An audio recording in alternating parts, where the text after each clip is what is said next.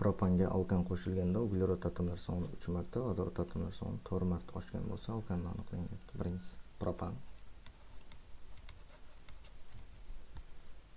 Keyingisi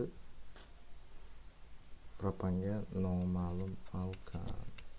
SN2 formula bilan ifodalanadi. Mollari hali ham noma'lum. 1 molga x mol deb olamiz. Uglerod atomlari soni 3 marta ortgan. 1 mol propanning tarkibida uglerod atomlari soni 3 ta. Xo'p, 3 marta ortgan bo'lsa 9 ta bo'lib qoladi. 3 tasi propan tarkibida bo'lsa, 6 tasi noma'lum alkan tarkibida. Keyingisi vodorod atomlari soni 4 marta oshgan. 8 ta propan tarkibida, 1 mol propan tarkibida 4 marta oshgan. Xo'p, 26 tasi buning tarkibida bo'lar ekan, jami 26 tasi. Mollari noma'lum.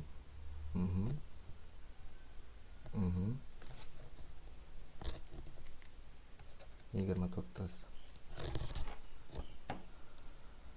Xo'p, tenglama tuzib olamiz. Noma'lum alkan tarkibidagi uglerodlarni n, vodorodlarni 2n plus 2 formula bilan ifodalaymiz. Bu 6 ga 24 xohlasanglar qisqartirib yuboringlar. 1 ga 4 nisbatda qilib.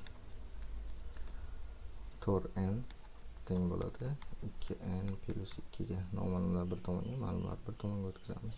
2n teng bo'ladi 2 ga, n teng 1. Ya'ni bu metanga to'g'ri kelar ekan. Javobimiz A.